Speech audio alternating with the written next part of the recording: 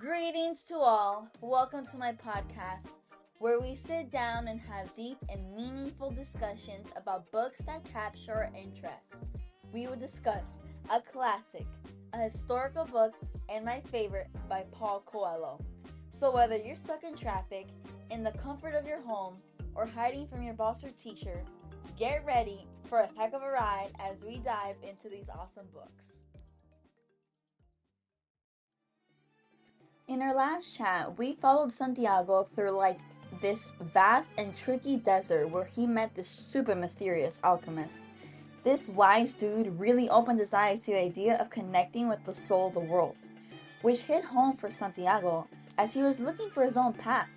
Now, after facing the tough desert elements, he finally is at the legendary pyramids of Egypt, feeling a mix of excitement and nerves as he gets ready to take a huge step forward. As Santiago gets closer to those massive pyramids, he's in awe. The sun is setting, casting the golden light over those structures that look like giants. You can almost feel the history in the air, like each stone has a story to tell. With everything he's been through, he's filled with gratitude as he realizes how far he's come. He drops to his knees and suddenly the emotions pour out. Tears mix with the sand beneath him. It is a real moment of release that connects him to all the people who have walked this land before. Then he spots a small scarab beetle hustling along in the sand. He instantly feels a bond with this little guy for some reason. To him, it's like a symbol of rebirth and transformation in ancient Egypt. Watching it navigate through the terrain reflects his own journey, reminding him that perseverance is key. As the light starts to fade and the pyramids shine, Santiago realizes that he is experiencing a rebirth of his own. The moment is a crossroads for him. Yeah, so while Santiago kneels in the warm sand, seeing the scarab inspires him to dig in with renewed energy. Each scoop of dirt isn't just about finding treasure, it's about diving deep into who he really is. And this moment marks a turning point, bringing him back to the basics he once knew, but now with a much clearer sense of purpose. Santiago's diggings become a symbol of his commitment not just to find gold, but to discover what he's truly destined for. He's confident that the universe has his back, and with every handful of earth, he's sinking deeper into both the ground and his own soul. So there's Santiago, bruised up, battered after being attacked by robbers. Just moments ago, he had hope. Now he can still hear their mocking laughter, and it fills him with despair, and it makes him question whether he should abandon his quest for treasure altogether. The pain isn't just physical; it strikes at his emotion, at his dreams, his aspirations. He reflects on the comfortable life that he could have had back in Andalusia, free from uncertainty. Yet through the chaos, he gets like a second wind in him, a little resilience ignites within him, and he realizes that setbacks are part of the journey. He knows that giving into despair would mean not fulfilling his dreams.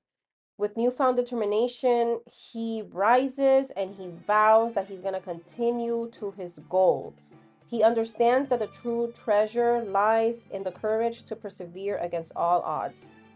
But then, something unexpected happens. One of the robbers, this scruffy guy with tired eyes, starts telling Santiago a story.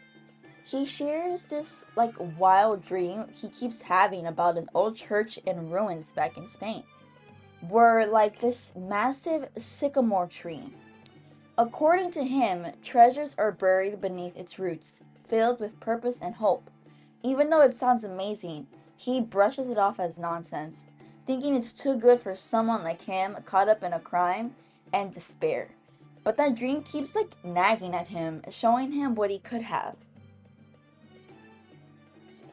Yeah, Nelly, and this moment really captures the whole idea of transformation and personal growth that we often miss while chasing our goals. Santiago has this big realization that treasure isn't just about gold and jewels. It's more about the experiences that shape him, the lessons he learns, and the new ways of seeing the world. And as he goes through different and difficult challenges, Santiago runs into all sorts of people who help him understand himself better. Each character adds something special to his journey, teaching him valuable lessons that help him grow emotionally and spiritually. These connections highlight how important relationships and community are in our personal development. Santiago's adventure isn't just about reaching a final destination, it's all about the transformative moments that come from chasing your dreams. He learns like how to bounce back from tough times and to stay humble about his limits and have courage to follow his heart.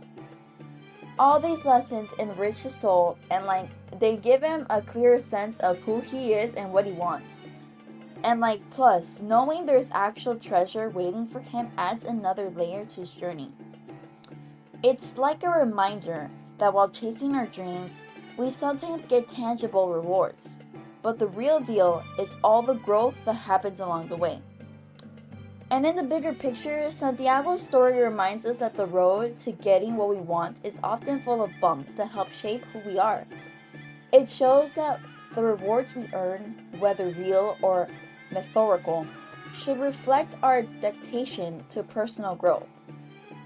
Or dedication, my apologies, to personal growth, transformation, and the invaluable lessons we pick up along the way. Santiago realizes that the best treasures are often the ones we can't hold in our hands, but rather those that live in our hearts and minds. But Rebecca, even with this newfound wisdom, he knows that there is still a treasure, like a literal treasure waiting for him at the pyramids at the end of the road. So he understands that the journey is what truly matters, but also that you have to keep your eyes on the prize, your eyes on that goal that you want. And, that treasure symbolizes everything that he's worked so hard for.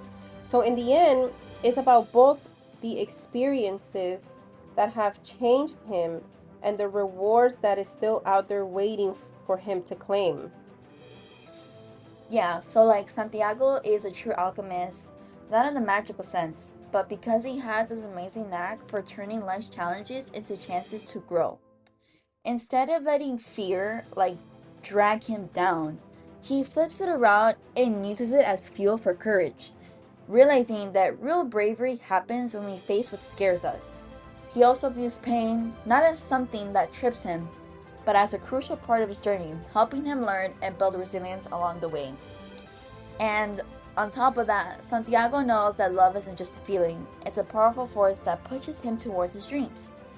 It keeps him motivated, helping him tackle obstacles and inspiring him to stick with it. This way of thinking lets him see the richness in his experiences. Reminding him that chasing his personal legend isn't just about reaching the end goal, but about growing as a person.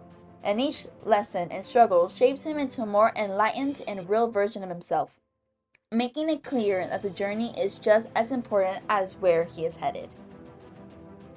Let's take a moment and dive a little bit deeper into the phrase from the book, maktub. It is written.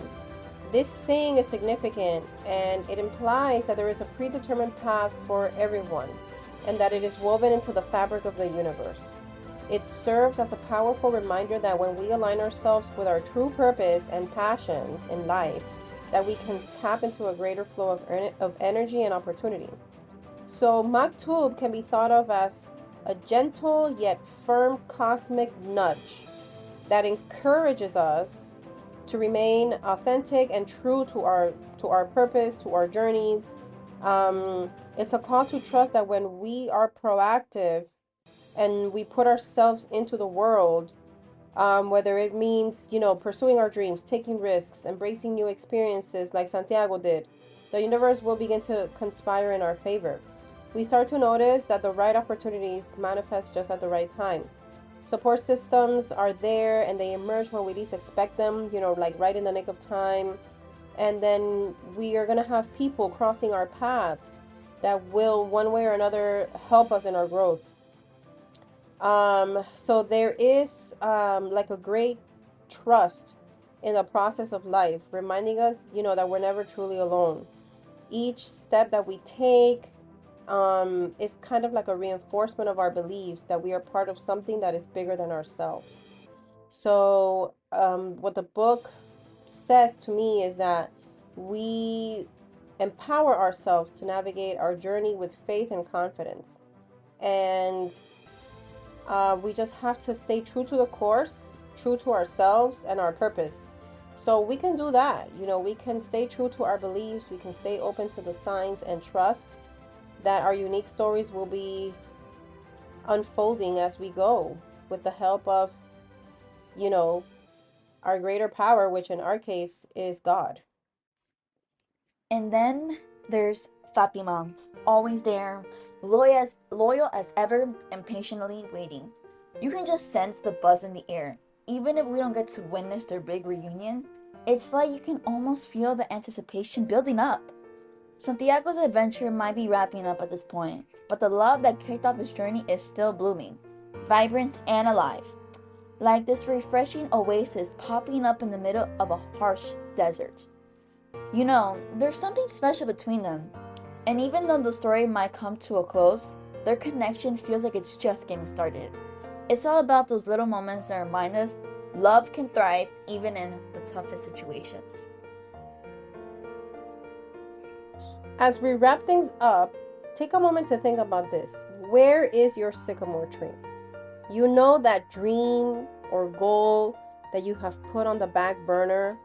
Have you been brushing it off as just a silly idea? Or are you sitting around waiting for signs of the universe to show you the way? The funny thing is, those signs might already be all around you, just waiting for you to notice them. So take a minute and think about what dreams you might have been ignoring and whether you're really paying attention to the opportunities that are right in front of you.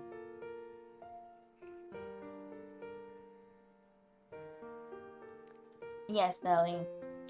The journey of life is hardly ever straightforward, filled with unexpected twists and challenges along the way.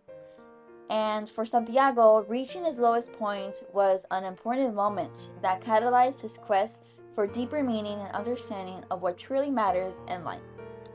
He ventured across vast landscapes, exploring new cities, cultures, and ideas, only to come to the profound realization that what he sought was right in front of him all along, often overlooked in the hustle of existence. This surprising turn of events illustrates an important lesson. Sometimes we must come full circle in our lives to grasp the truth that eluded us in our haste, even when we return to the very place where we began our journey. We carry with us the lessons we learned and the growth experienced along the way, making our homecoming not just a return, but a transformation of itself.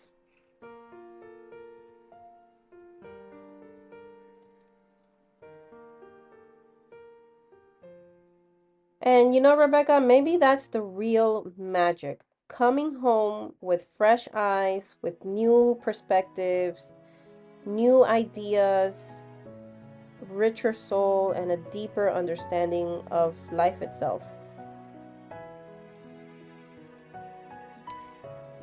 Thank you for hanging out with us on the Gomez Homies. This has been episode 3, The Treasure Within.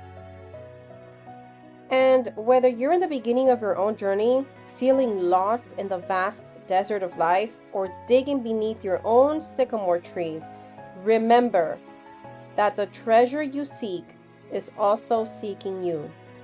And thank you so much for joining us.